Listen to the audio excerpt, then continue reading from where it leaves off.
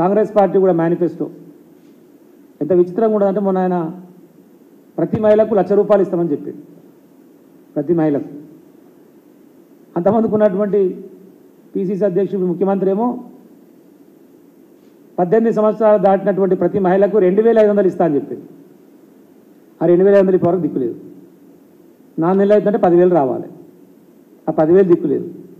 వీడు ఇస్తా అన్న 2,500కే దిక్కులేదు. ఆయన పైన మాత్రం వచ్చి ₹1,00,000 ఇస్తా అని చెప్పేసి మాట్లాడతారు. ఎట్లా నమ్మాలి వీళ్ళ మేనిఫెస్టోలని? ఇది భ్రష్టు పట్టినటువంటి పరిస్థితి ఏంటిది? నోటికి ఏదో వస్తుంది మాట్లాడి ఫస్ట్ అయితే బయటపడాలి, తర్వాత సంగతి తర్వాత. దీన్ని మాట్లాడిన పరిస్థితి చూస్తే నారాయణపేట మీటింగ్లో రేవంత్ రెడ్డి మీరు పెంచుకున్న మొక్క, ఈ మొక్కను రక్షించుకోవాల్సిన బాధ్యత మీదే, అక్కడి నుంచి బయలుదేరి నరకుతందుకు అని చెప్పేసి ఆయన మాట్లాడాడు. అరే నాయన, నువ్వు మొక్కవు కాదురా, నక్కవు. అసలు సంగతి మర్చిపోతున్నావు. నువ్వు ఎందుకు నక్కవు అంటావు అంటే, జిత్తలమారి నక్క అధికారంలోకి వస్తేందుకు, అబద్ధాలు ఆడుతందుకు పనికిరాని ఉపాయాలు వేసి ప్రజలను మభ్యపెట్టి ఆ జిత్తలమారి నక్క చేసేటువంటి వ్యవహారంలో భాగంగానే నీ వ్యవహారంగా ఉంటుంది. కాబట్టి అందుకే నేను నక్క అనాల్సినటువంటి పరిస్థితి వస్తుంది. ఎందుకంటామంటే డిసెంబర్ 9 నాడు రాగానే 2 లక్షల రుణమాఫీ చేస్తా అన్నాడు. మళ్ళీ కొన్ని రోజులకి ఎమ్మటే అవుతుందా, జర లెక్కలు తీస్తున్నాయి, 2 రోజులు కావాలన్నాడు. జనవరి 6వ తారీఖు ఏమో మాట్లాడి మళ్ళీ కొన్ని రోజులు కాగానే ఇప్పుడు కోడ్ వచ్చింది కదా అని చెప్పి నేను మాట్లాడి రాసి పెట్టుకొని బాండ్ పేపర్ లెక్కనే ఇక జీవో ఇచ్చినట్టుగానే అనుకోరి 15 ఆగస్టు నాడు పక్కా చేసుడే అన్నాడు. మరి 15 ఆగస్టు నాడు కూడా స్థానిక సంస్థల కోడ్ వస్తుంది కావచ్చు. మరి అప్పుడేం చెప్తావు?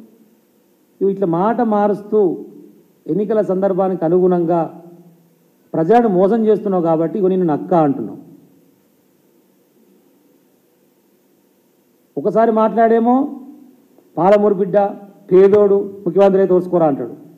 ఓనాడు ఇంటర్వ్యూలో మాట్లాడుకుంటేనేమో మా అయ్య పోలీస్ పట్టేలు, మా ఇంటి ముంగలికి వెళ్ళి కూడా చెప్పులు వేసుకొని కూడా నడవాడు, మేము ఇట్లుండి అట్లుండి అంటాడు. ఇంతకు నువ్వేందిరా, నీకైనా క్లారిటీ ఉందా లేదా?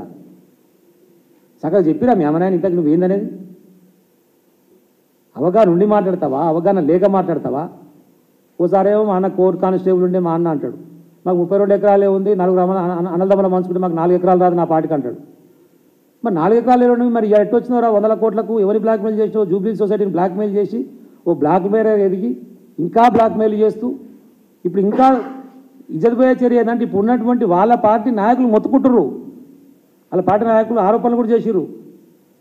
మా ఫోన్లు ట్యాపింగ్ చేసి మమ్మల్ని హింసించి మమ్మల్ని బెదిరించి రాజకీయం చేస్తున్నాడు, నేను గవర్నమెంట్ ఎప్పుడు ఉంటుందో ఎప్పుడు కూలిపోతానో భయం ఉంది అంటే ఇంకా బ్లాక్మెయిలింగే. ముఖ్యమంత్రి అయినా కూడా వ్యవహారం మారలే.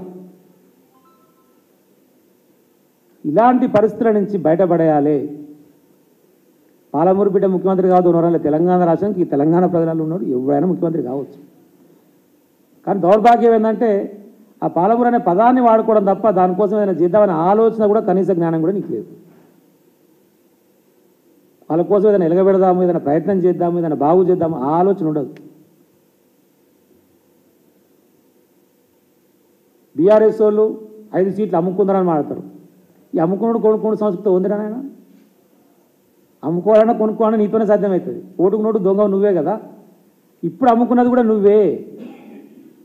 నిన్ను అరెస్ట్ చేసి నీ బెయిల్ క్యాన్సిల్ చేసి లోపలేయకుండా ఉండడం కోసం, నీ మీద చర్యలు తీసుకోకుండా ఉండడం కోసం ఆల్రెడీ చీకట్లు ఒప్పందం చేసుకొని మోడీతో వచ్చి బీజేపీ ఎంపీలు గెలవటానికి 2018లో ఏ విధంగా అయితే వ్యవహరించారో కాంగ్రెస్ పార్టీ, అది నిజామాబాద్లో చూసినా ఇంకో దగ్గర చూసినా ప్రూవ్ అయింది కదా. కాంగ్రెస్ తీసుకుపోయి మొత్తం బీజేపీకి వేసుకున్నటువంటి పరిస్థితి కనపడ్డది కదా. అది తిరిగి పునరావృతం చేసుకోవడంలో భాగంగానే బోడగుండు రోడ్డు గుడ్లు అమ్ముకుంటున్నాను తీసుకొని పాటలకు తీసుకొని అక్కడ తీసుకుపోయి మల్కాజ్గిరిలో పెట్టి ఎవరో టీచర్ నౌకరు చేసుకుంటామని సీతక్క చుట్టమని చెప్పి అవన్నీ తీసుకొని వచ్చి దోస్తో చుట్టమని చెప్పి తీసుకొని వచ్చి ఆమెకు ఒక ఎంపీ ఇచ్చి వంశీధర్ రెడ్డి ఒడగొట్టురా అని చెప్పి మీ కాడర్కి నువ్వే ఫోన్ చేసి చెప్పుకుంటా ఎవలమ్ముడు పోయినట్టు 10 రకాల పార్టీలు మారి ఏ ఎండక గొడుగు పట్టుకుంటా పొద్దుగాల ఒక మాట మాట్లాడి రేపొక మాట్లాడి తెల్లారొక మాట మాట్లాడి లంగదంద చేసేటువంటి లంగవు దొంగవు నువ్వు. ఆ చీకటి ఒప్పందంలో భాగంగానే నన్ను అరెస్ట్ చేయకురి, నా జోలికి రాకురి, మీ ఎంపీ ఎన్నికలకు నేను అడ్డం రాను, కాంగ్రెస్ పార్టీ బలహీనమైన అభ్యర్థులను పెడతా, దారుణాగేందరికి పేస్తారని నీకు దిక్కే లేకుండా ఇళ్ళకెళ్ళి తీసుకోవాలి ఎమ్మెల్యే ఉండంగా సికినాలే పెట్టినావు. ఏందర్థం? కిషన్ రెడ్డితో ములాఖతే కదా, కనబడతలేదా కళ్ళ ముందల? చూసినా తెలుస్తుంది. ఒక్క ముదిరాజు టికెట్ ఇయ్యలే అంటాడు. మరి మనం తలకాయ ఉండి మాట్లాడుతాడో తలకాయ లేక మాట్లాడతాడు, మరి మేము చేవేళ్ళు ఇచ్చింది ఎంపీ టికెట్ ఓరికి ఇచ్చినాం అనేది అర్థం కాకుండా మాట్లాడతాడు. 14 ఎంపీలు గెలిపియేరి ముదిరాజుని మంత్రి చేస్తా అట. అంటే ఎంత తెలియ మాట్లాడింది తెలుసా ఇప్పుడు? అంటే ముదిరాజునికి మంత్రి పదవి ఇవ్వడం ఇష్టం లేదు, ఇవ్వద్దు, 14 స్థానం ఎట్లా గెలవు, వాడికి తెలుసు మనకు తెలుసు అందరికి తెలుసు, మీరు గెలిపేలే కాబట్టి ఇవ్వలే అని మాట్లాడుతాను. అయితే బీసీఏలో చేరుస్తానికి ఆల్రెడీ 3 జడ్జిలతో కూర్చున్నటువంటి ధర్మాసనం ఇచ్చింది. స్టేట్ గవర్నమెంట్ ఇష్టం బీసీడీలోకి వెళ్ళి తీసి తెచ్చుకుంటే బీసీఏలో చేర్చుకొని ముదిరాజు అని చెప్పేసి ఆ అవగాహన కూడా లేదు నీకు. ముఖ్యమంత్రి మా దౌర్భాగ్యం ఏం చేయాలి? మేము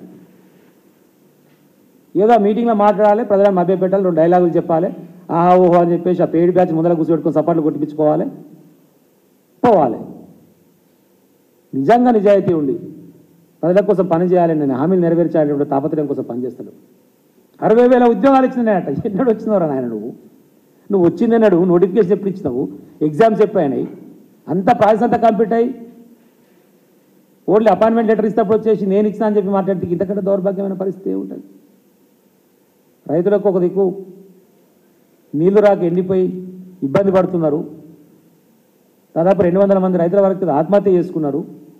వాడి గురించి పరిశీలించినట్టే లిస్టు పంపిరి, ఎమ్మటే చర్యలు తీసుకుంటాం.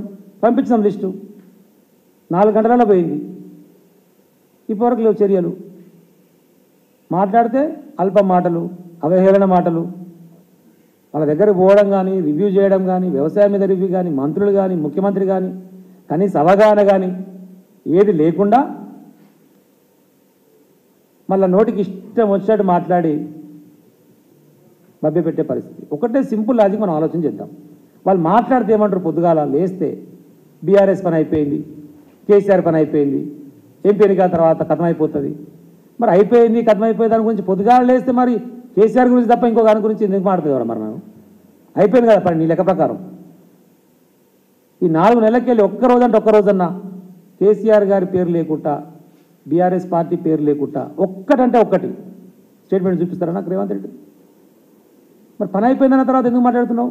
పని అయిపోయేది మాది కాదు, నీ పని అయిపోతుంది, నీ కుడిసి పని అయిపోతుంది. మీ వాళ్ళ లోపలికి వెళ్ళి గుంజి పడేస్తానికి ఏం చేయాలో అన్ని కార్యక్రమాలు చేసి పెట్టుకురు. ఆ సంగతి నీకు కూడా తెలుసు. ఎంతసేపు కాంట్రాక్టర్ల కాడ కమిషన్ తీసుకోవాలి 7%, అవి తీసుకొని పోయి పైన పార్టీకి మూటలు అప్పచెప్పి రావాలి, నా పదవిని కాపాడుకోవాలనేటువంటి పదవి మీద ఉన్నటువంటి వ్యామోహము, ధ్యాస ప్రజా సమస్యల మీద కానీ రైతాంగం మీద కానీ లేదు. ఇది వాస్తవం. ప్రజల కోసం చేయడానికి ఏమన్నా అవకాశం ఉంటే ఇప్పటికన్నా నువ్వు ఇస్తానటువంటి హామీలల్లా 6 గ్యారెంటీలల్లా చేయాలనుకుంటే చేసే ప్రయత్నం చేయి. నేను రాగానే 500 రూపాయల బోనస్ ఇస్తా వ్యవసాయం రాగానే. ఇప్పుడు ఆల్రెడీ ఉన్నటువంటి వడ్ల కుప్పలు ఏమన్నా అమ్ముకోకూరు మీరు, నేను వచ్చినాక అమ్ముకోరి, అది పోయింది. మొన్నటి కుప్పలు పోయినాయి. ఇప్పుడట వచ్చేసారి నుంచి ఇస్తారట. మళ్ళీ ఇంకో మంత్రి మాట్లాడతాడు, రైతు భరోసా, రైతు బంధువులు ఎక్కున్నటువంటి రైతు భరోసా ఆమోదయోగ్యమైనటువంటి ఒక స్కీము కనిపెట్టి తర్వాత ఇంప్లిమెంట్ చేస్తారట. ఆమోదయోగ్యమైంది ఏందో నాకు అర్థం కాలేదు. ఈ నెలకెళ్ళి మేము ఇచ్చిన ఆమోదయోగ్యమైంది కాదు, అందరికి ఇచ్చింది యాసీస్కి ఇచ్చేదాన్ని దాంట్లో ఆమోదయోగ్యమైంది ఏమో. అంటే ఎట్లనో అట్లా చేసి కాలయాపన చేసి టైంపాస్ చేయాలి. మంచినీళ్ళు లేవు, సాగునీరు లేదు, కరెంటు చక్కగా లేదు, ప్రజలకు అందుబాటులో లేరు. నేను ఛాలెంజెస్ చెప్తున్నా. కలుస్తాడు అని మొత్తుకుంటారు కదా, వీడు కూడా ఎవరిని కలుస్తాడు. ఎవరిని కలుస్తున్నా అంటే ఓన్లీ ఇట్లా కండవాళ్ళు కప్పుతున్నారు కదా, వీడు రాగానే కండవాళ్ళు కప్పుతూ అని మాత్రమే కలుస్తున్నారు. మిగతా ఏ సమస్యల గురించి కలిసేది లేదు, ఏ ఎమ్మెల్యేలకు కలిసేది లేదు, ప్రజా సమస్యలకు వచ్చేటువంటి ఎవరిని కలిసేది లేదు. ఆయన దర్బారు గిర్బారు ఏదో పెట్టిరు కదా, అది ఎక్కడ పోయిందో తెలియదు. ప్రజావానికి జవాని ఏవి లేవు. అంటే మళ్ళీ కూడా మోసపూరితమైనటువంటి వాగ్దానాలతో మోసం చేయడం కోసం వచ్చేటువంటి ప్రయత్నం చేసేటువంటి 2 పార్టీలు. ఈ 2 కూడా ఎట్లా కన్సర్న్ కాదు మనకు. మన బలం ఉండాలి, మన గలం ఉండాలి, తెలంగాణ వాయిస్ వినపడాలి. రేపు ఆంధ్రప్రదేశ్తో నీళ్ళ పంచాయతీ రావచ్చు, కర్ణాటకతో నీళ్ళ పంచాయతీ రావచ్చు. ఏం మాట్లాడతారు రేవంత్ రెడ్డి? ఏం చేస్తాడు? కానీ మన గురించి కొట్లాడాలి, మన హక్కుల గురించి కొట్లాడాలి, మనకు రావాల్సిన నీటి వాటల గురించి కొట్లాడాలి, మన నిధుల గురించి కొట్లాడాలంటే ఆ ఆత్మ, తెలంగాణ ఆత్మ కేసీఆర్ గారు, బీఆర్ఎస్ పార్టీ మాత్రమే. కాబట్టి దాని గురించి ఆలోచన చేసి ఈ పిచ్చి ప్రలాపాలు బంద్ చేసి, ఇంకా ప్రజలకు ఉపన్యాసాలు చెప్పి అబద్ధాలు చెప్పి అది ఇది మాట్లాడుకుంటే టైంపాస్ చేసే ముచ్చట్లు బంద్ చేసి ప్రజలకు మంచి చేసే ప్రయత్నం చేయాలి రేవంత్ రెడ్డి గారు అని చెప్పేసి మీ ద్వారా విజ్ఞప్తి చేస్తా ఉన్నాను.